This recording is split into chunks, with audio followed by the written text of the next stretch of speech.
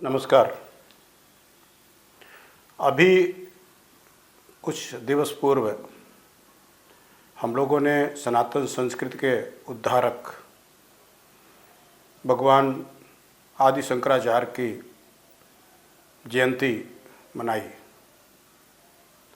और ये बड़े दुर्भाग्य का विषय है कि जिस समय सनातन जोर पकड़ रहा है, सर्वत्र सनातन धर्म और हिंदू धर्म की बात हो रही है, सोशल मीडिया के विभिन्न प्लेटफॉर्म्स इस तरह की पोस्टों से भरे पड़े हैं और भारतवर्ष में एक नए उत्साह का संचार हो रहा है। ऐसे समय में सनातन धर्म के परम उद्धारक, जिनके अवतीर्ण ना होने पर शायद सनातन धर्म नाम का शब्द ही बचा रह गया होता, उनकी जब जयंती आई तो जो उत्साह सोशल मीडिया में दिखना चाहिए था, जो हमारे नायक हैं, बड़े बड़े लोग हैं, जो सनातन धर्म के ठेकेदार बनते हैं, मैं तो कहूँगा, या सनातन धर्म के प्रति प्रतिबद्ध दिखाई देते हैं, उन्होंने भगवान की जयंती के दिन उनका स्मरण करना भी उचित नहीं समझा। और एक तो और भी बड़ी आश्चर्यजनक और कष्टप्रद घटना घटित हुई कि भगवान आदि शंकराचार्य की जो समाधि है केदारनाथ में, उत्तराखंड में, जो भगवान केदारनाथ ज्योतिर्लिंग के ठीक पीछे है, वहाँ पर कुछ संत गए और उन्होंने जो दिखाया कि उस समाधि की दुर्गति है। जब हम अपने सनातन के मानदंडों का, सनातन को उद्धार देने वालों का स्मरण नहीं करेंगे, उनका सम्मान नहीं करेंगे, उनकी जयंती को अत्यंत उत्साह से नहीं मनाएंगे, तब तक हमें ये कोई हक नहीं है कि हम अपने को सनातनी कहें। वैसे भी सनातन से अधिकांश जुड़ी चीज़ें हम लोग बहुत पहले छोड़ चुके हैं और यही हमारी कमजोरी का कारण है और यही हमारी लुप्त होती संस्कृति का भी बहुत बड़ा कारण है। जैसे हमने 16 संस्कार छोड़े, अब संस्कारों की कहाँ चर्चा हो रही है, और जो संस्कार हो भी रहे वो भी फर्ज अदायगी के तौर पर। पुंसवन और जन्म संस्कार को तो छोड़ दीजिए, अन्नप्राशन या शिक्षा प्रारंभ संस्कार को तो छोड़ दीजिए, ये गोपवीत संस्कार और विवाह संस्कार भी उस प्रकार से नहीं मनाए जा रहे हैं जिस प्रकार से हमारे आर्ष ग्रंथ, हमारे ऋषि मुनि, हमारी परंपरा कहती है। हमारे जो आदर्श हैं, हमारे जो भगवान हैं, जो पृथ्वी में शरीर धारण करके उत्पन्न हुए, चाहे भगवान श्री राम हो, चाहे भगवान श्री कृष्ण हो, चाहे भगवान परशुराम हो, जिस तरह से उन्होंने इस क्षेत्र में मार्गदर्शन दिया, उसका अंश मात्र भी, लेस मात्र भी हम अपनाते नहीं दिखाई दे रहे हैं। ये सनातन सिर्फ नारों से नहीं चलने वाला है या किसी अन्य संप्रदाय और धर्म विशेष की निंदा करके, उनको गाली गलौज करके और अपने पतन के लिए दूसरे को जिम्मेदार ठहरा करके भी सनातन की रक्षा नहीं होगी। सनातन की रक्षा के लिए हमें खुद सनातनी बनना होगा, कट्टर सनातनी बनना होगा, और उसके लिए सनातन के जो नियम हैं, सनातन के जो संस्कार हैं, हिंदुत्व के जो संस्कार हैं, हिंदुत्व की जो प्रेरणा है, उसको ग्रहण करना होगा। और अभी तक हम उसमें विफल दिखाई देते हैं। आज तथाकथित रूप से अपने को सनातनी घोषित करने वालों को सिर से सिखा गायब आपको मिलेगी। अब तो कोई ऐसा शासक यहाँ पर नहीं है कि जिसको सिखा के कारण अपना सिर कटाना पड़े। मुझे नहीं लगता कोई मना कर रहा होगा आपको, या सिखा के कारण आपको किसी लाभ से वंचित कर देगा, लेकिन नहीं, हमने छोड़ दिया। वैसे हम बड़े आज के ज़माने में अपने को बड़ा वैज्ञानिक, विज्ञान सम्मत चीज़ों को मानते हैं, और वैसे जो शुद्ध वैज्ञानिक चीज़ें हैं जो हमारे सनातन धर्म में एक एक करके संस्कार के रूप में पुरोई गई, उनको हम पता नहीं किस शौक में, किस प्रदर्शन में, किस नकल में, किसी अंधानुकरण में छोड़ते चले जा रहे हैं। इसी प्रकार से हमने मस्तक पर तिलक लगाना छोड़ा।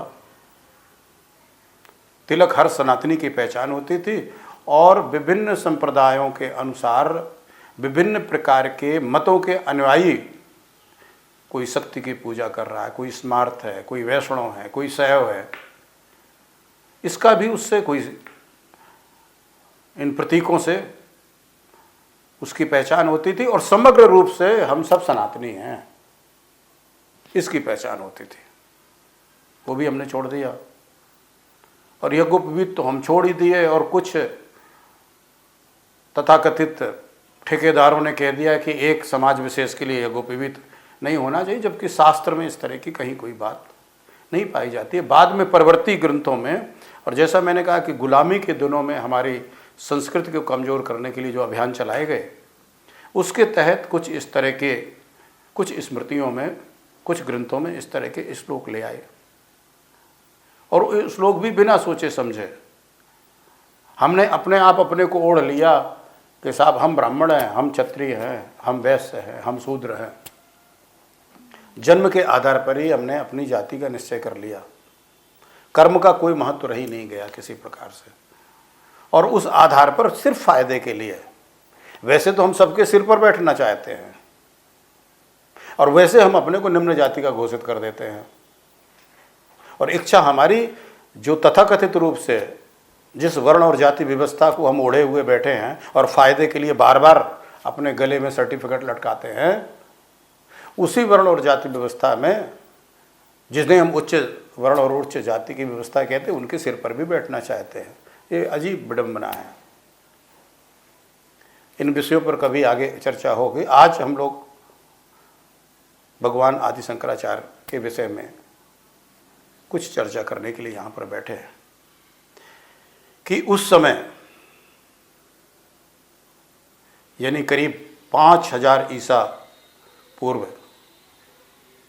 इस समय हम लोग 2023 में हैं, 2023 ईस्वी सन पर हैं, जो क्राइस्ट से संबंधित है। ईसा मसीह से हमने अपनी स्थिति को जोड़ लिया, अंग्रेजी तिथि को, जिसमें ज़्यादातर हमारे व्यवहार हो रहे हैं। तो अगर इसी तिथि के आधार पर देखा जाए तो 2023 से 500 वर्ष और पहले, यानी 500 जो भगवान का जन्म के जो प्रमाण मिलते हैं वो 508 ईसा पूर्व में इनका जन्म केरल में हुआ था। और उस समय बौद्ध, मैं धर्म तो नहीं कहूँगा, क्योंकि धर्म तो कभी कभी किसी मानव जाति का, किसी पशु पक्षी आदि जाति का नुकसान कर ही नहीं सकता है, भेदभाव स्थापित कर ही नहीं सकता है। तो अगर मैं उसे एक विचारधारा कहूँगा, एक मत कहूँगा, तो उस समय बौद्ध मत ने करीब करीब सनातन को ग्रस लिया था, लील लिया था। और सनातन के नाम पर जो चीज़ें चल रही थीं वो कुछ कर्मकांड थे, जिनके परम विद्वान, परम प्रकांड विद्वान, घोर कर्मकांडी बिहार में जो दरभंगा है उस क्षेत्र के आचार्य मंडन मिश्र थे, जिसमें भगवान आदि शंकराचार्य का शास्त्रार्थ हुआ और उनको पराजित करके भगवान ने उनको अपना शिष्य बनाया। आगे सुरेशाचार्य नाम दे करके, जैसा कि हम जानते हैं संन्यास परंपरा में जब व्यक्ति संन्यास ग्रहण कर लेता है तो उसका नाम आदि सब बदल जाता है, वो अपना अंतिम संस्कार कर देता है उस रूप में। तो उनसे उन्होंने वार्तिक लिखवाया, कई रचनाएं की। तो इन महापुरुष का जन्म, जैसा हमने कहा कि 508 ईसा पूर्व में, आज का जो केरल है वहाँ के एक कौशल नाम के गांव में इनका जन्म हुआ। इनके माता पिता के बारे में संज्ञान होगा। शिवगुरु भट्ट नाम के इनके पिताजी थे और सुभद्रा इनकी माँ का नाम था। पिता इनके शैव भक्त थे, भगवान शिव के परम उपासक थे।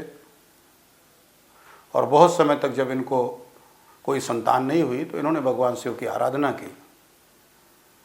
हमारा जो देवता है, हमारी जिस पर आस्था है और यदि हमारा पूर्ण विश्वास है, उससे हम प्रार्थना करते हैं तो वो हमारी प्रार्थना को जरूर सुनते हैं। तो इन्होंने सपत्नीक जो शिवगुरु थे, ब्राह्मण भट्ट जाति में जिनका जन्म हुआ था, उनकी उपासना की और भगवान शिव के आशीर्वाद स्वरूप इनको एक पुत्र का जन्म हुआ, जिनका नाम इन्होंने शंकर रखा।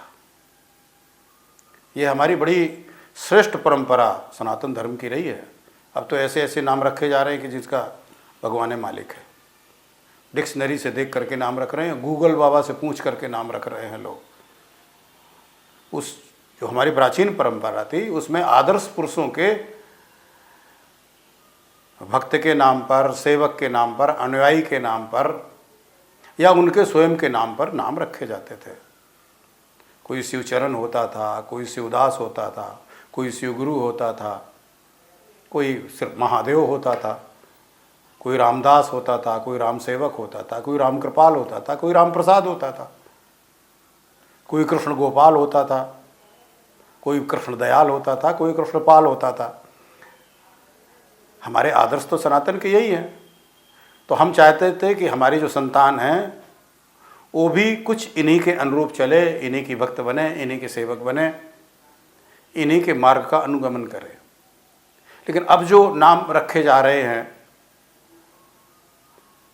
वो नाम से बच्चों के क्या काम होंगे, वो किसके अनुयायी होंगे, ये तो माता पिता को सोचना चाहिए। तो जैसा मैंने कहा कि उस बेटे का नाम इन्होंने शंकर रखा। और जब बालक शंकर 3 वर्ष के थे तभी इनके पिता का देहांत हो गया। माँ अकेले बची, जैसा कोई भाई बहन था नहीं इनका। और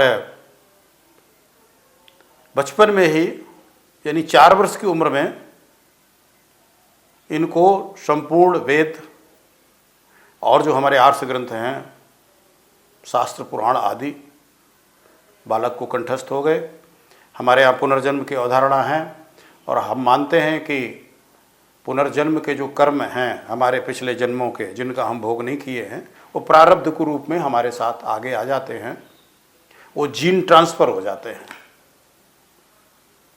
आज मैं एक साध्वी को सुन रहा था तो चर्चा में एक सन्यासी ने प्रश्न किया कि मैं विज्ञान का विद्यार्थी हूँ और विज्ञान के अनुसार जीन में परिवर्तन नहीं होता, जो डीएनए होता है उसके अंदर जो जीन होता है उसमें परिवर्तन नहीं होता।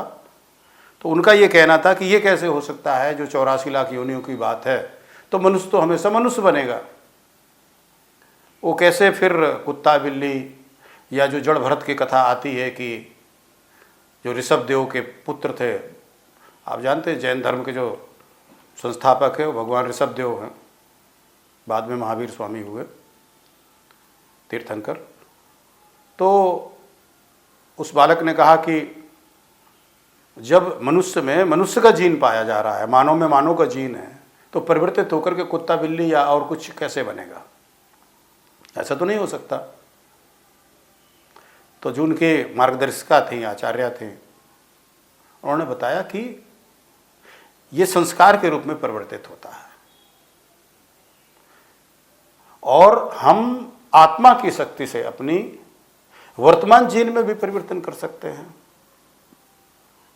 स्वभाव और प्रकृति में परिवर्तन हो सकते हैं, जो बहुत आगे चलकर लियोनी में भी परिवर्तन हो सकता है। इन्हीं आदि शंकराचार्य जी का एक ग्रंथ है जिस पर इन्होंने इस पर एक उदाहरण भी दिया है। उस पर लिखा है इन्होंने कि जो भौरा है उसमें स्त्रीलिंग नहीं होती, और भी बहुत से ऐसे प्राणी हैं जो बिना संसर्ग के भी संतानों की उत्पत्ति करते हैं, या किसी में स्त्रीलिंग नहीं होता या किसी में पुल्लिंग नहीं होता। तो ये तो प्रभु की लीला है, तो सामान्य मनुष्य को शायद ये बात समझ में ना आए। तो भगवान शंकराचार्य ने लिखा है कि भौरा क्या करता है, अपनी जो प्रजाति है उसको आगे बढ़ाने के लिए, संतानोत्पत्ति के लिए, कि वो तितली आदि का प्यूपा ले आता है और फिर अपने स्थान पर रख करके, जो उसने स्थान बनाया प्यूपा को रखने के लिए, बार बार उसको घूरता है, बार बार जो है उसको घूरता है। विवेक चूड़ामणि में इसका जिक्र है। विवेक चूड़ामणि भगवान शंकराचार्य जी का अद्भुत ग्रंथ है, 2 भागों में है, वो पढ़ना चाहिए जो लोग कुछ जानना चाहते हैं सृष्टि, संसार, अध्यात्म और जीवन के बारे में, और मानव जीवन को सार्थक करना चाहते हैं, उन्हें ऐसे ग्रंथों का अध्ययन करना चाहिए। तो बार बार जब उसको घूरता है, तो जो प्यूपा जिससे तितली पैदा होने वाली थी, उससे उसके योनि में परिवर्तन हो जाता है, उसके रंग रूप स्वरूप में परिवर्तन हो जाता है और वो भौरा बन जाता है और पुरुष भौरा बनता है। प्यूपा तो हो सकता है स्त्रीलिंग का रहा होगा या पुल्लिंग का रहा होगा, लेकिन जो पुरुष भौरा बार बार उस पर मंडराता है और ये कल्पना करता है, ये सोचता है कि इसको अब मेरे ही प्रजाति में आना है, मेरे ही तरह होना है, मेरे ही तरह होना है, तो ये हो जाता है। एक और हम लोगों ने, एक मनुष्य एक सामाजिक प्राणी है, मैं कभी पढ़ा था कि एक रामू नाम के लड़के को एक भेड़िया उठा ले गया था और काफ़ी समय बाद वो लड़का जंगल में मिला, उसको ला करके लखनऊ के बलरामपुर हॉस्पिटल में उपचार के लिए भर्ती किया गया था। तो वो भेड़िए की तरह ही गुर्राता था, बोलता था, वैसे चारों पैरों से चलता था और लगातार उनके साथ रहने के कारण कुछ उसका चेहरा भी भेड़िए जैसा हो गया था। बाद में वो भेड़ियों की संगति से, जंगल से के जानवरों से जब बाहर लाया गया तो फिर वो बहुत दिनों तक जिंदा नहीं रहा, डॉक्टर उसको बचा नहीं पाए। तो इस तरह से ये परिवर्तन जीवन में हो जाता है। फिर एक और सन्यासिन कन्या थी, उसने इसका एक और उत्तर दिया कि साहब ये तो पुनर्जन्म तो मृत्यु के बाद होता है। हमारी जो भी चीज़ें हैं, जो डीएनए हैं, जो जहाँ से भी हम प्राप्त करें, बाल से, खाल से, कहीं से भी, हड्डी से, आदि से, रक्त से, तो वो तो सब यही भस्म हो जाता है, अंतिम संस्कार में सब कुछ समाप्त हो जाता है। अब पुनर्जन्म तो नए ढंग से होता है। तो अब तो ये प्रश्न ही नहीं उठना चाहिए कि योनि परिवर्तन नहीं हो सकता। लेकिन एक ऐसी चीज़ है जो संस्कार के रूप में आगे ट्रांसफ़र होती है। जो मैं अभी कह रहा था कि बालक शंकर को 4 वर्ष की अवस्था में चारों वेदों का ज्ञान हो गया, अन्य भी ग्रंथों का ज्ञान हो गया। ये उनके पूर्व जन्म में की गई तपस्या, पूर्व जन्म में किए गए अध्ययन का ये परिणाम है।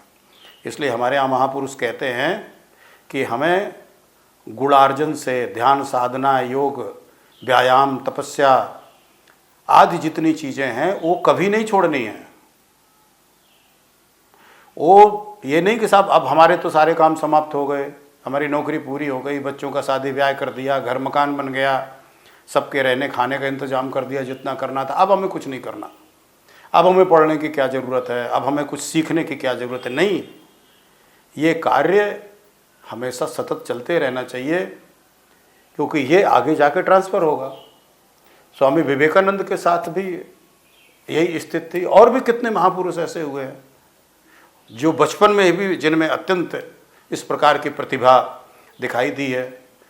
कई बार ऐसा होता है कि इस प्रतिभा का जब ठीक से, जैसे अभी गूगल बॉय करके आपने देखा होगा, टीवी में काफ़ी छाया रहा बच्चा, जिसको ज्योग्राफी की सारी चीज़ें याद है, कौन देश कहाँ पर है, किसके बगल में है, उसके पड़ोसी देश क्या है, जनसंख्या में कौन बड़ा है, क्षेत्रफल में कौन छोटा बड़ा है, इस तरह करके जो है आप लोगों ने देखा होगा, आता रहा, टीवी में आया, कौन बनेगा करोड़पति में भी आया। तो ऐसी चीज़ें, ये कैसे घटनाएं घटित हो रही हैं? ये घटनाएं घटित ऐसे ही होती हैं कि जो हम वर्तमान जीवन में जो संग्रह करते रहते हैं प्रतिभा का, गुणों का अध्ययन आदि, वो हमारे संस्कार के रूप में अगले जब हम जीवन में जाएंगे तो करेंगे। इसलिए हमेशा सत्कर्म और सद्ज्ञान का अर्जन करते रहना चाहिए और पाप कर्म से बचना चाहिए।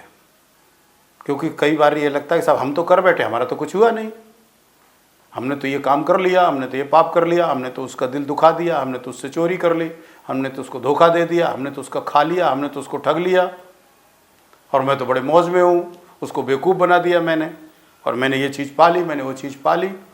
नहीं नहीं नहीं, वो सब उसका हिसाब हो रहा है। आप मत करो हिसाब, हिसाब किताब बड़ा पुख्ता करने वाला है जो आगे आपको जीवन में ट्रांसफ़र होगा। तो जैसा मैंने बताया कि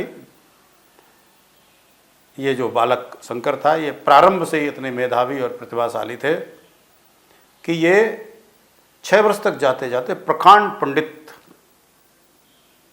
हो गए। फिर इन्होंने, पिताजी समाप्त हो चुके थे, अपनी माँ सुभद्रा से संन्यास ग्रहण करने के लिए कहा। माँ ने कहा, बेटा मैं तो अकेली हूँ और तुम भी संन्यास ले लोगे तो मेरा क्या होगा, मेरे जीवन का क्या होगा, मैं कैसे जीऊँगी। तो आदि शंकराचार्य नाम से जिस बालक को हम संबोधित कर रहे हैं, शंकर को, उन्होंने अपनी माँ के मुँह से जब देखा कि हमारी मुक्ति नहीं हो पा रही है और इस कारण से शायद हम अपने जीवन को लक्ष्य प्राप्त नहीं कर पाएंगे, तो आप कह सकते हैं एक घटना घटी, या आप कह सकते हैं कि उन्होंने एक नाटक किया कि साहब वो नदी में स्नान करने के लिए गए और वहाँ पर मगर ने उनका पैर पकड़ लिया, और मगर जब उनको खींच के लिए जा रहा था, माँ को सूचना हुई कि बेटे को मगर ने पकड़ लिया है। माँ रोते रोते आई, तो माँ को देख करके बालक शंकर ने कहा कि माँ मुझे संन्यास लेने के लिए अनुमति दे दीजिए, मुझे संकल्प करने दीजिए, अन्यथा मैं तो गया, संन्यास के बाद हो सकता है कि मेरा जीवन बच जाए। अब माँ क्या करती, सोचा चलो बालक तो जिंदा रहेगा। उसने कहा हाँ बेटा मैं आपको अनुमति देती हूँ। हमारे यहाँ आज भी परंपरा है, क्योंकि माँ का इतना बड़ा स्थान है कि बालक को यदि संन्यास लेना है, सर्वाधिक माँ का अपनी संतान पर अधिकार होता है। तो बालक को यदि संन्यास भी लेना है तो उसे माँ से ही अनुमति लेनी होगी, माँ से भिक्षा मांगनी होगी। पहले सन्यासी के रूप में माँ से ही भिक्षा मांगेगा, क्योंकि जीवन तो माँ ही देती है। तो सन्यासी जीवन की शुरुआत ही माँ की कृपा से होगी, इसलिए माँ से भिक्षा लेगा। माँ ने अनुमति दे दी। बालक शंकर ने वहीं पर नदी में ही संकल्प लिया, मगर ने इनको छोड़ दिया। इसके बाद बालक चूँकि संन्यास ले चुका था, माँ से भिक्षा लेकर के भ्रमण पर निकल पड़े सदगुरु की खोज में। और कहते हैं कि नर्मदा नदी के पास गोविंद पाद जी एक गुफा में साधनारत रहते थे। बालक अंता प्रेरणा से उस गुफा के पास पहुंचा। गुरु गोविंद पाद की कोई शिष्य परंपरा नहीं थी, एकांत में साधना करते थे। इन्होंने गुफा का दरवाज़ा खटखटाया। गोविंद पाद जी ने अंदर से आवाज़ दी कि भाई कौन। बालक शंकर ने कहा कि मैं यही जानने तो आया हूँ कि मैं कौन हूँ। गोविंद पाद को पता चल गया कि ये निश्चित रूप से अद्भुत बालक है, ये सामान्य बालक नहीं है। और फिर जब बालक शंकर ने उनसे अपना शिष्य बनाने के लिए अनुरोध किया तो गोविंद पाद जी ने सहर्ष स्वीकार कर लिया और उन्होंने इसको शिक्षा देना प्रारंभ किया। अद्वैत वेदांत की शिक्षा दी, जिसके बारे में हम जानते हैं कि इस सृष्टि में ब्रह्म के अलावा कुछ ही नहीं है और जो कुछ भी दिख रहा है वो सब ब्रह्म का ही पसारा है। शास्त्र भी हमारे यही कहते हैं, वेद भी यही कहते हैं कि जब परमात्मा ने इस सृष्टि को किया, इस सृष्टि को पैदा करने का संकल्प किया, तो एको हम बहुत श्यामा, उनके मन में संकल्प आया कि मैं एक हूँ और बहुत हो जाऊँ। और जड़ चेतन जो कुछ भी हमें सब दिखाई दे रहा है वो हमारी नज़र में जड़ चेतन हो सकता है, क्योंकि ये सच्चिदानंद से उद्भूत है, तो ये सारा चेतन का ही चेतन है। तो इस सृष्टि का विकास हुआ। अब अद्वैत वेदांत में मैं पूरे दर्शन पे नहीं जाऊंगा, कि कैसे ये माया को सिद्ध करते हैं, कैसे सृष्टि को स्वीकृत करते हैं, कैसे संसार को परमात्मा का आभास सिद्ध करते हैं, रज्जु सर्प का उदाहरण कैसे देते हैं। वो दर्शन के विद्यार्थी इसको जानते होंगे, और अगर कोई जिज्ञासु है तो अद्वैत वेदांत की पुस्तकें उपलब्ध हैं, उस पर विभिन्न प्रकार की टीकाएँ और व्याख्याएँ विभिन्न विद्वानों ने की हैं, उसका अध्ययन कर सकते हैं। पहला काम जो बालक शंकर ने किया, उन्होंने सांख्य दर्शन के प्रधान कारणवाद, जो ये कहता है कि हर कार्य के पीछे कारण है, और मीमांसा दर्शन का एक ज्ञान कर्म समुच्चयवाद, इसका इन्होंने खंडन किया। मीमांसा ग्रंथ कर्मकांड से संबंधित है, और जैसा मैंने बताया कि इसी को लेकर के उनका उस समय के कर्मकांड के परम विद्वान आचार्य मंडन मिश्र से शास्त्रार्थ हुआ था। प्रधान कारणवाद क्या है? क्योंकि हर वस्तु या कार्य के पीछे यह कारण की खोज करता, सामान्य दृष्टि में यह सही भी प्रतीत होता है, लेकिन यह सार्वभौमिक सिद्धांत नहीं है। इसका खंडन भगवान ने किया, क्योंकि फिर तो आप ईश्वर का भी कारण ढूंढने लगेंगे। जैसे कि घड़े की उत्पत्ति में उपादान कारण मिट्टी है, निमित्त कारण जो है आवश्यकता है उसकी, घड़े की, उसका घड़ा बनाना है, उसमें पानी भरना है, कुम्हार है। और को फिर कहिए कि साहब कुम्हार जो है उसका कारण क्या है, तो उसका कारण उस कुम्हार का उसका पिता है, फिर उसका पिता है, फिर उसका पिता है, तो इसका कहीं कोई अंत नहीं होगा। तो भगवान ने इसको भी, चूँकि ब्रह्म में जाकर के सब कुछ समाहित हो जाता है अंततः, तो इसका भी इन्होंने खंडन किया। एक और जो अद्भुत घटना इनके साथ घटी, घटनाएं तो ढेर सारी हुई। भगवान ने जब सभी वेदों का, उपनिषदों का अध्ययन कर लिया, प्रमुख प्रमुख उपनिषदों पर ईश, केन, कठ, प्रश्न, मुंडक, मांडूक, तैत्तिरीय, बृहदारण्यक, छांदोग आदि उपनिषदों पर भगवान ने भाष्य लिखे। करीब 200 ग्रंथों की रचना की, और फिर भगवान दिग्विजय के लिए निकल चुके हैं। जैसा मैंने कहा कि बौद्ध मत जो पूरी संस्कृति को बर्बाद कर रहा था, जिसमें वज्रयान वगैरह और तंत्रयान का काफ़ी बोलबाला हो गया था, स्त्रियों का प्रवेश मठों में हो चुका था, और अपसंस्कृति का जो प्रसार हो रहा था, उसकी समाप्ति के लिए बालक शंकर ने 18 वर्ष की आयु होते होते एक अभियान छेड़ा, दिग्विजय का जिसे कहते हैं, और शास्त्रार्थ के द्वारा लोगों का मुंह बंद करते हुए इन्होंने पूरे भारत वर्ष का भ्रमण किया। इसी दौरान वो प्रयागराज आए, और प्रयागराज में जो मीमांसा दर्शन के उस समय श्रेष्ठ आचार्य कुमारिल भट्ट से इन्होंने शास्त्रार्थ की इच्छा प्रकट की। बोले कि आचार्य, मैं आपसे शास्त्रार्थ करके आपके कर्म कांड और कर्मवाद के सिद्धांत को, जो पूर्व मीमांसा पर जो आप जोर देते हैं व्यक्ति के जीवन के लिए, और इस जीवन का जो लक्ष्य आप बताते हैं, उस पर मैं आपसे शास्त्रार्थ करूंगा, फिर आपको अपना शिष्य बनाऊंगा, और फिर मैं अपने काम आपसे कराऊंगा। कुमारिल भट्ट ने कहा कि नहीं, अब मेरा अंतिम समय आ गया है, और मैं एक पश्चाताप की अग्नि में जल रहा हूँ, इसलिए मैं आपसे शास्त्रार्थ नहीं करूँगा। मेरा संबंधी और मेरा शिष्य दोनों आचार्य मंडन मिश्र हैं बिहार में, जो आज का दरभंगा क्षेत्र है यहाँ पर, और आप जाकर के उनसे शास्त्रार्थ करिए। उनकी जो पत्नी है वो स्वयं भगवती सरस्वती का अवतार है, और वो मेरी बहन है। वो यदि आपसे पराजित हो जाते हैं तो आप समझिएगा कि मैं भी पराजित हो गया। आदि शंकर वहाँ से चले, और जब दरभंगा पहुँचते हैं तो वहाँ पर कुएं में कुछ महिलाएं पानी भर रही थीं। उनसे पूछते हैं कि आचार्य मंडन मिश्र का घर कहाँ है। महिलाएं कहती हैं कि जिसके दरवाजे पर तोता मैना वेद की ऋचाओं का उच्चारण कर रहे हो, समझिएगा वही आचार्य मंडन मिश्र का घर है। भगवान आगे बढ़ते हुए ऐसे घर के दरवाजे पर पहुँचे, जहाँ पर वाकई दरवाजे पर तोता मैना थी और वेद की ऋचाएँ पढ़ रहे थे, उच्चारण कर रहे थे।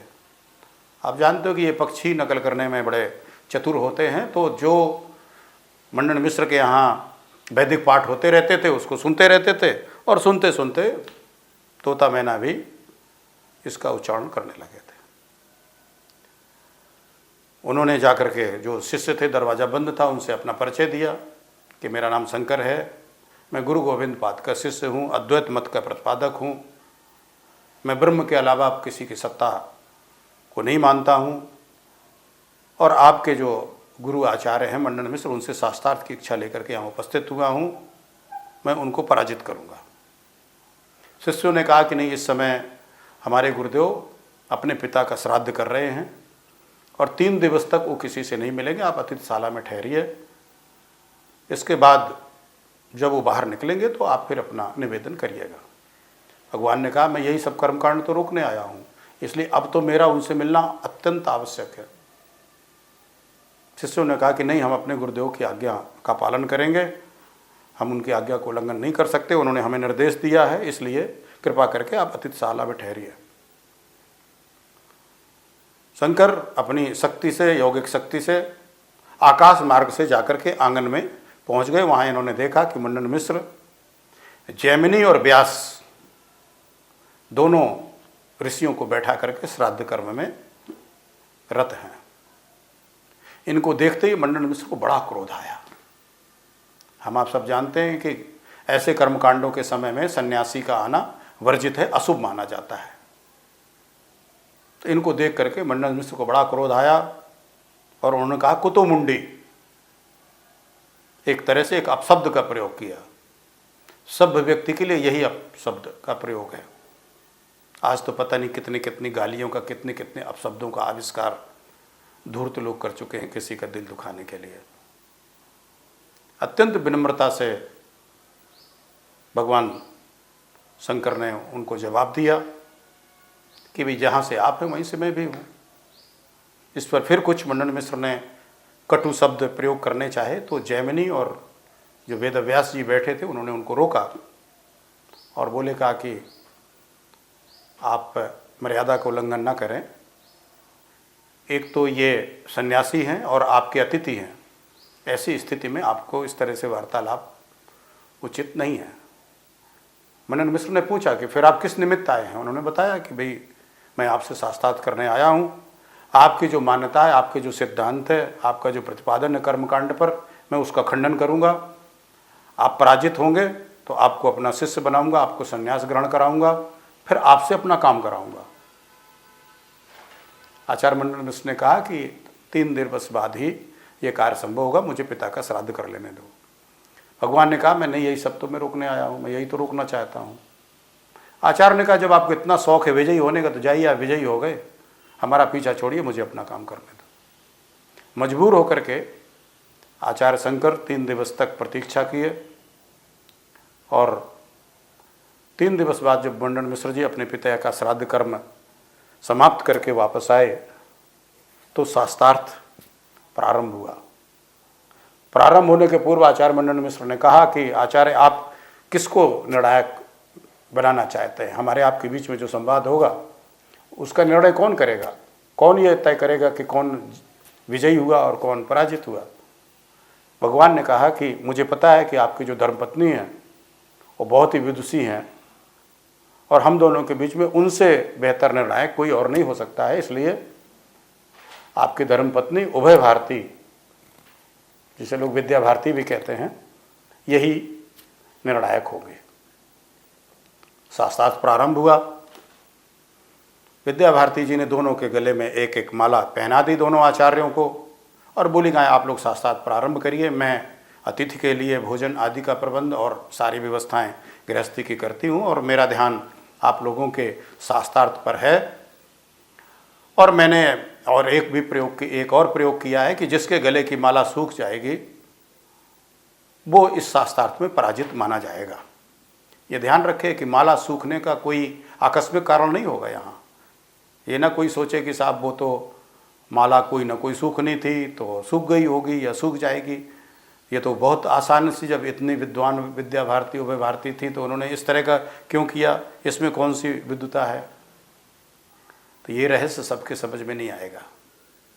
जो योगी हैं, जो विद्वान हैं, प्रकांड है, महारत है विभिन्न विद्याओं में, जिनको वही इस चीज़ को समझ सकते हैं। कई दिन तक शास्त्रार्थ चला, कोई हार मानने को तैयार ही नहीं था। एक तरह से सब एक से एक तर्क उपस्थित कर रहे थे आचार्य मंडन कर्मकांड और इस संसार के बारे में, और आचार्य शंकर इसकी निस्सारता और अनस्तित्व और ब्रह्म की स्थापना के बारे में। शास्त्रार्थ में क्या क्या बातें हुई इसको लेकर के हम कभी और चर्चा करेंगे, किन किन बिंदुओं पर शास्त्रार्थ हुआ। हालांकि वो सारी चीज़ें अब उपलब्ध नहीं हैं, लेकिन फिर भी विद्वानों ने और विभिन्न ग्रंथों में कुछ कुछ बातें ऐसी आती हैं जिससे ये पता चलता है कि किन किन विषयों में ये शास्त्रार्थ हुआ होगा। और वैसे भी ये जान लीजिए कि जो वेदों का जो प्राथमिक भाग है, मैं करीब 2/3 जो पोर्शन है वो कर्मकांड से संबंधित है, जैसे हम लोग पूर्व मीमांसा कहते हैं, और जो 1/3 भाग है बाद का उसे उत्तर मीमांसा कहा जाता है, जो दर्शन शास्त्र का है, जिसमें उपनिषद आदि आते हैं, ब्रह्मसूत्र आते हैं, ये विषय है। तो ये एक ही आर्ष ग्रंथों पर, हमारे जो प्राचीन ग्रंथ थे, जो वेद हैं वो अपौरुषेय हैं, ये देवताओं की वाणी है, ब्रह्मा के मुख से चारों वेदों की उत्पत्ति हुई है, ब्रह्मा जी ही इसको बोलने कहने वाले हैं, और भगवान की उपमा है, वेद भगवान के नाम से हम जानते हैं, उन्हीं पर यह शास्त्रार्थ हो रहा था, किसी सांसारिक विषयों पर नहीं था, इन्हीं ग्रंथों द्वारा प्रतिपादित सिद्धांतों पर था। और फिर एक दिन ऐसा आया कि जिसमें मंडन मिश्र के गले में पड़ी हुई माला सूख गई।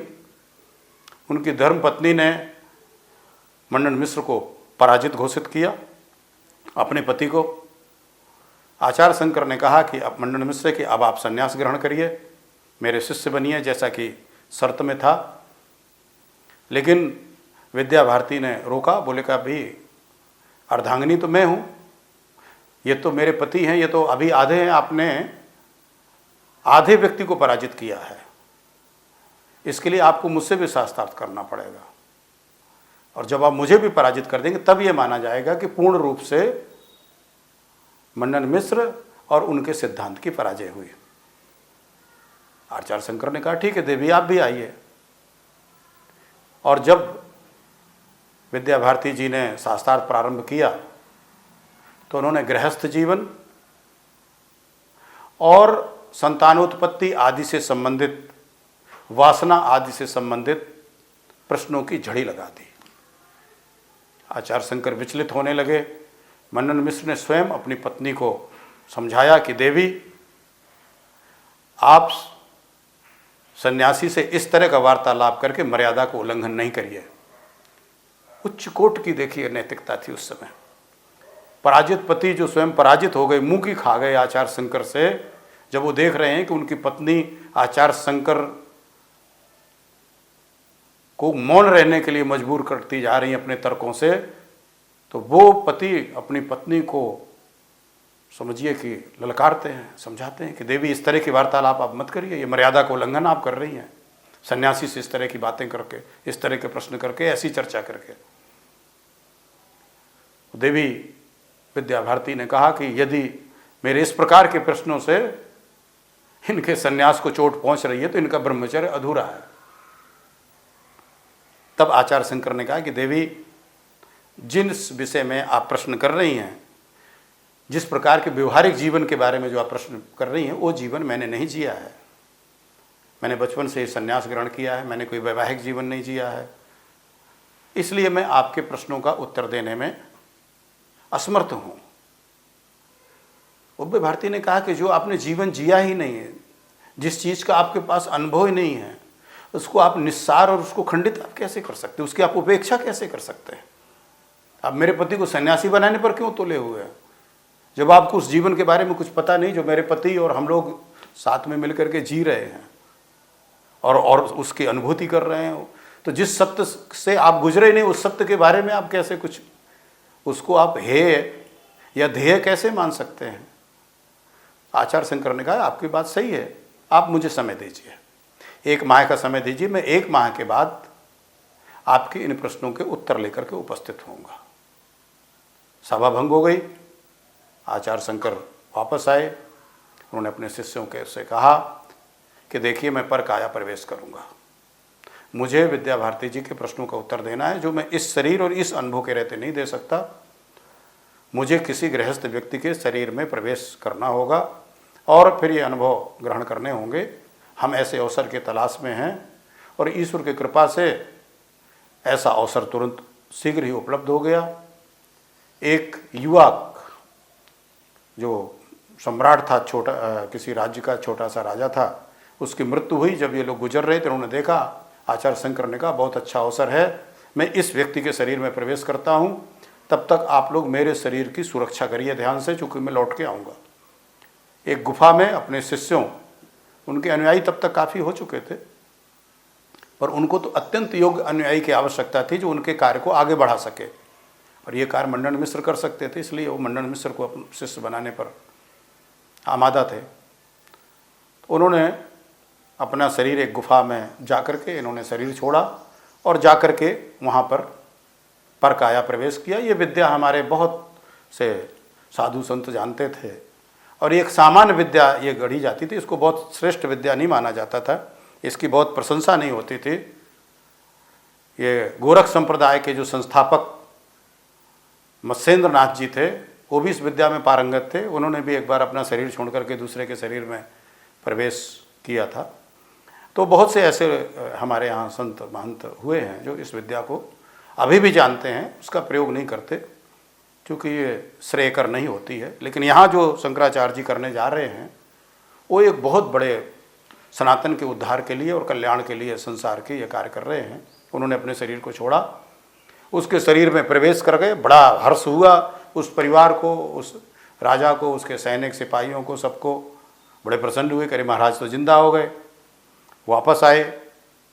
इन्होंने कुछ दिन तक वहाँ रह करके अपनी गृहस्थी का उपभोग किया, लेकिन संस्कार तो इनके सन्यासी वाले थे, तो कुछ इस तरह की भी चीज़ें वहाँ होने लगी जिससे शक होने लगा कि जो पहले हमारे जो महाराज थे, जिस तरह का वार्तालाप, जिस तरह की चीज़ें, जिससे ध्यान देते थे राज्य संचालन में, युद्ध विद्या में, सेना में, दूसरों के राज्यों को हड़पने के लिए आदि आदि, उस तरह का व्यवहार दिखाई नहीं दे रहा है। बड़ा संयत और संयमित लगता है कि ये कोई ऐसा व्यक्ति है जो एक निश्चित उद्देश्य से यहाँ पर आया हुआ है। और जैसा मैंने बताया कि उस समय ये विद्याएं काफ़ी आम थी, तो लोगों को लगा कि लगता किसी ने परकाया प्रवेश किया है, कोई दूसरा व्यक्ति इस शरीर में प्रवेश कर गया है।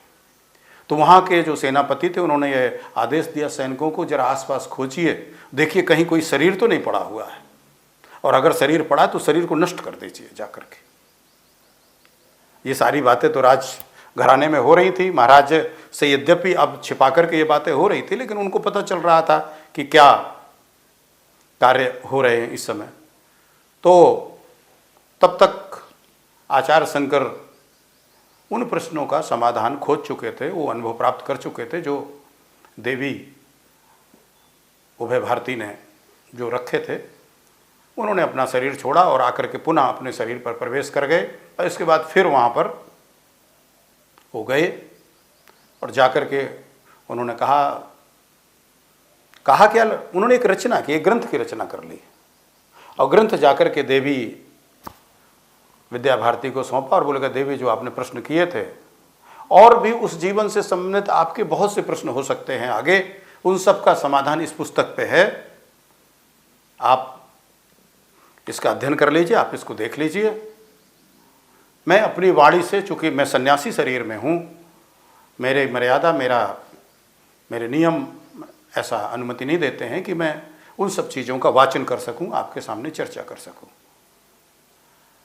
उभय भारती जी ने पुस्तक का अवलोकन किया। जैसा मैंने बताया कि स्वयं देवी सरस्वती थी, वो तो देखते ही उनको सारी चीज़ समझ में आ गई और उन्होंने अपने को भी पराजित घोषित कर दिया। मंडन मिश्र जी का संन्यास हुआ। संन्यास के बाद उनका नाम सुरेशाचार्य पड़ा। बाद में जो भगवान ने 4 पीठों की स्थापना की, उसमें से एक पीठ के पीठाधीश्वर सुरेशाचार्य जी बने और विद्या भारती जी ने पतिव्रत धर्म का निर्वाह करते हुए अपने प्राण त्याग दिए। इसके बाद तो डंका बजने लगा अद्वैत वेदांत का, ब्रह्म का, क्योंकि उस समय मंडन मिश्र ही कर्मकांड के सबसे बड़े विद्वान थे, तो वेदांत की दुंदुभी बज उठी। फिर घूम घूम करके इन्होंने अपने अन्य शिष्यों के साथ में जितनी इस प्रकार की चीज़ें थी, बड़े प्रयास किए गए। भगवान कापालिकों ने इनके जान लेने का प्रयास किया। जैसे पता है ना कि विभिन्न प्रकार के मतपंथ उस समय प्रचलित थे, आज भी बहुत से प्रचलित हैं जिनका कोई आधार नहीं है। सामान्य व्यक्ति को तो ये सोचना चाहिए कि जो शिक्षाएं कोई मत, संप्रदाय या धर्म आप कह लो, वैसे धर्म तो एकमात्र सनातन धर्म है, ये बात हजारों बार और लाखों प्रकार से सिद्ध हो चुकी है, लेकिन चलो कोई अपने मत को धर्म कहता है, हमें कोई दिक्कत नहीं, संप्रदाय को धर्म कहता है, हमें कोई दिक्कत नहीं। ये कन्फ्यूजन होता है रिलीजन को धर्म मान लेने से, क्योंकि धर्म का कोई अंग्रेजी वर्ड नहीं है, क्योंकि अंग्रेजी शब्द ही नहीं है, वो रिलीजन है। तो कभी कभी हिंदू रिलीजन लोग बोल देते हैं, जैसा कि वो नहीं है। तो सामान्य व्यक्ति के लिए हम किस धर्म का अनुगमन करें, हम किस मार्ग पर चलें, उसके लिए एक सामान्य सा सिद्धांत है कि जो किसी भी प्रकार के भेदभाव का समर्थन न करता हो, जो सभी के कल्याण की कामना करता हो, जो किसी को ऊंच नीच ना मानता हो, और जो एक ही परमात्मा की सबको संतान मानता हो, जो उस तत्व को, उस शक्ति को नाम चाहे जो दे, लेकिन सर्वत्र व्याप्त मानता हो, और जो उसके विधान के द्वारा ही संचालित व्यवस्था को समझता हो, जो मानव मानव में प्रेम, सहयोग, सद्भावना का भाव भरता हो। और इस कसौटी पर आप पाएंगे तो सिर्फ आपको सनातन धर्म मिलेगा, जो सर्वे भवन्तु सुखना, सर्वे सन्तु निरामया, सर्वे भद्राणि पश्यन्तु मां कश्चित् दुख भाग भवेत् की बात करेगा, या जंतु मात्र, प्राणियों मात्र की बात करेगा। तो जब शंकराचार्य जी ने देखा कि इस मतवाद को तो करीब करीब मैंने समाप्त कर दिया, लेकिन कुछ ऐसे लोग होते हैं जो ओढ़ना तो ओढ़े रहते हैं धर्म का, लेकिन सारे कार्य उनके अधार्मिक होते हैं। देखने में तो साधु संत और योगी लगते हैं, लेकिन अंदर से वो पूरे ढोंगी होते हैं, और उनकी ये वेशभूषा सिर्फ संसार को धोखा देने के लिए होती है, संसार के कल्याण के लिए नहीं होती है। ऐसो आराम के लिए होती है, पद प्राप्ति के लिए होती है, भोग के लिए होती है, लेकिन वाना उनका योग का बना रहता है। ऐसे लोग उस काल में भी थे। उन लोगों ने भगवान शंकर, जिन्हें हम आदि शंकराचार्य, चूंकि इनका शंकर नाम है और हम भगवान शब्द से संबोधित कर रहे हैं तो भगवान शंकर बोल रहे हैं, इनके हत्या करने की कोशिश की। तब इन्होंने, राजा सुधनवा उस समय थे, बड़े धार्मिक व्यक्ति थे, बहुत ही एकनिष्ठ थे और भगवान शंकराचार्य जी के अनुयायी थे, शिष्य थे। तब इन्होंने उनके सहयोग से 4 जो है अखाड़ों का गठन किया, जैसा हम जानते हैं। विभिन्न प्रकार के, इनको हम लोग 10 नामी अखाड़ा कहते हैं। 10 नामी इसलिए कहते हैं क्योंकि इनकी संख्या 10 है। अब तो कुछ लोगों ने बढ़ा ली अपने आप से। आपने गिरी, पुरी, आश्रम, सरस्वती आदि जो विभिन्न प्रकार के अखाड़े देखे होंगे, इनका गठन किया। इनके सन्यासियों को शास्त्र विद्या सिखाई, जिससे ये धर्म की रक्षा कर सके। और आज ये बड़े दुर्भाग्य का विषय है कि अखाड़े तो आज भी बहुत हैं, इनकी शक्ति भी आप समय समय पर देखते होंगे, कुंभ आदि के समय, माघ मेला के समय, विभिन्न धार्मिक स्नानों के समय। लेकिन जो हमारी धर्म की जो जो दुर्बल होता चला जा रहा है, धर्म की रक्षा के लिए जो कार्य किए जाने थे, वो कहीं ना कहीं उनका हम लोप पाते हैं। उस तरह की चीज़ें हमें व्यवहार में होते हुए नहीं दिखाई देती हैं। और ये स्वाभाविक है कि, और ये कलयुग का प्रभाव है कि जब कभी किसी स्थान पर अनैतिक व्यक्तियों का प्रभाव पड़ जाता है, तो जो सात्विक परंपराएं हैं, जिन उद्देश्यों के लिए वास्तव में किसी संस्था का गठन किया गया था, वो उस कार्य को बंद करके सिर्फ निजी वैभव के लिए, निजी सुख साधन के लिए कार्य करते दिखाई देते हैं। भगवान शंकर की जो ये यात्रा थी, जिसमें उन्होंने पराजित किया विभिन्न मतावलंबियों को सनातन धर्म के विपरीत, ये शंकर दिग्विजय के नाम से हम जानते हैं। बीच में उनका एक चांडाल से साक्षात्कार हुआ। लोग कहते हैं कि भगवान शिव थे, चांडाल ने उनको शिक्षा दी। फिर यह भी प्रसंग आता है कि वो मातृशक्ति को नहीं मानते थे, तो काशी में उनको मां अन्नपूर्णा का साक्षात्कार हुआ। अन्नपूर्णा पर उन्होंने फिर स्तोत्र लिखा, नित्यानंद करी, वराभय करी, सौंदर्य रत्ना करी आदि करके जो है। और 32 वर्ष की आयु आते आते उन्होंने कि अपने जो काम थे सारे कर लिए। इस बीच एक और घटना घटी कि चूँकि जब माँ ने इनको संन्यास की अनुमति दी थी, तो एक वचन भी लिया था कि बेटा आप जानते हो कि आपके अलावा मेरा कोई नहीं, इसलिए जब मेरी मृत्यु हो तो उस समय आप मेरे पास उपस्थित होइएगा। इन्होंने वचन दिया था माँ को, और जब वो माँ इनकी मृत्यु के नज़दीक जा रही थी तो इनको आभास हो गया, और उस समय ये उत्तराखंड में थे, बद्रीनाथ में थे। ये भाग करके अपनी माँ के पास गए और माँ का अंतिम संस्कार किया।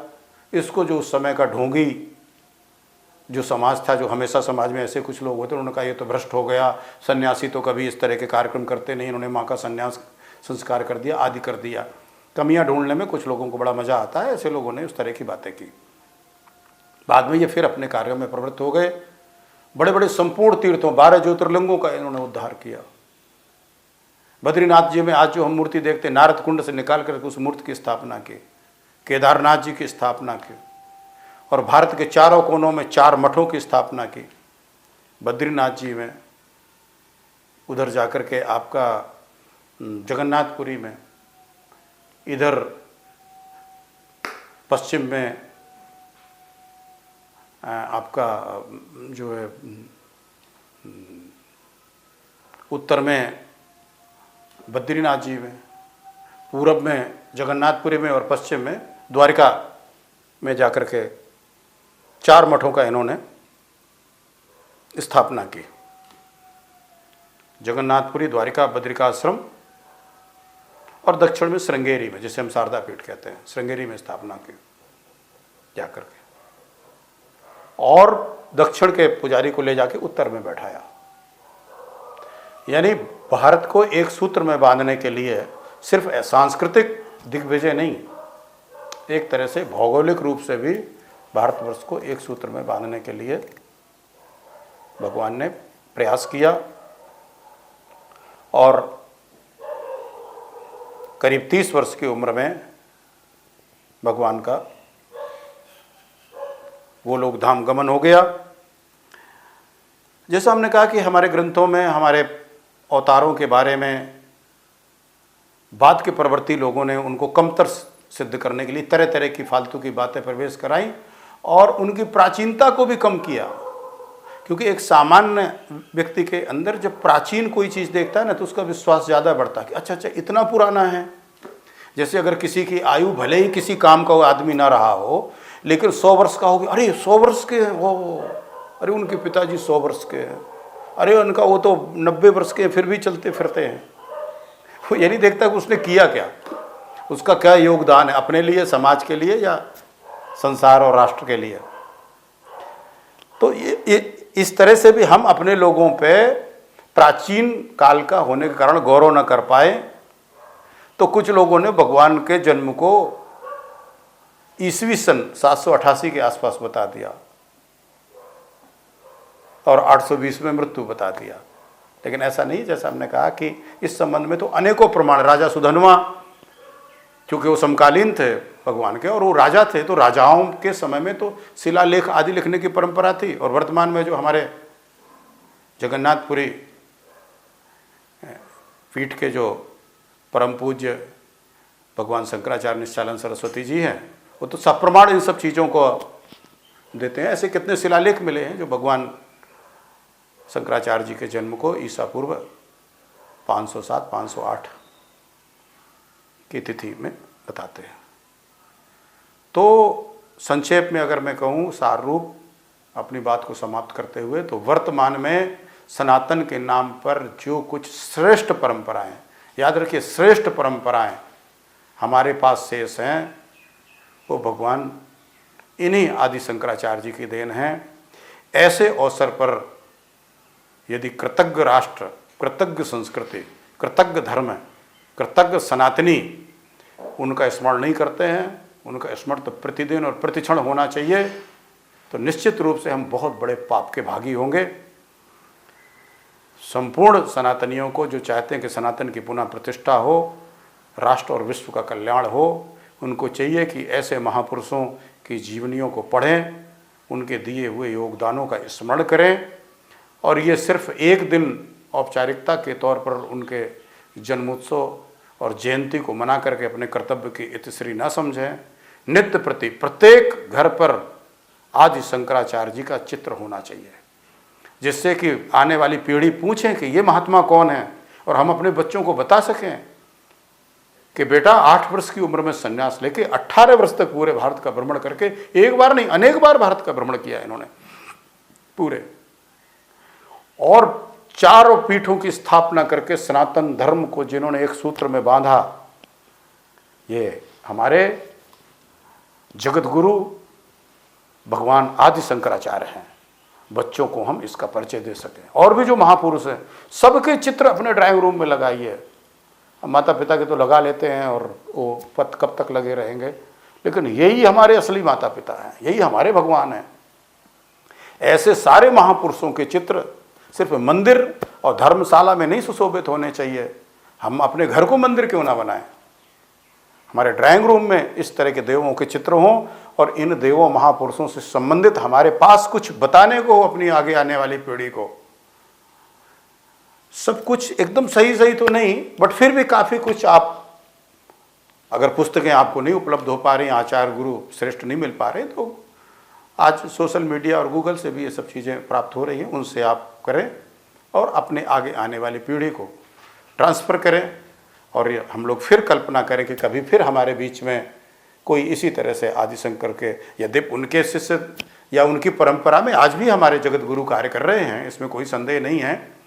कमी हमारी है जो हम उनको अपना नाम मान करके तरह तरह के चमत्कार करने वाले और राज्य सत्ता वाले लोगों को, जिनका आचरण और हे भगवान जैसी उनकी प्रवृत्ति और वृत्ति है, उनके पीछे पीछे भाग रहे हैं, जो असल में हमारे धर्म सम्राट हैं। हमें धर्म सम्राट की ज़रूरत है, हमें उनका अनुयायी होना है, उनसे आदेश निर्देश लेकर के राष्ट्र का संचालन होना चाहिए। इस तरह के हम संकल्प करें और इस तरह के हमारे प्रयास हों, ऐसे हमारे कार्य हों।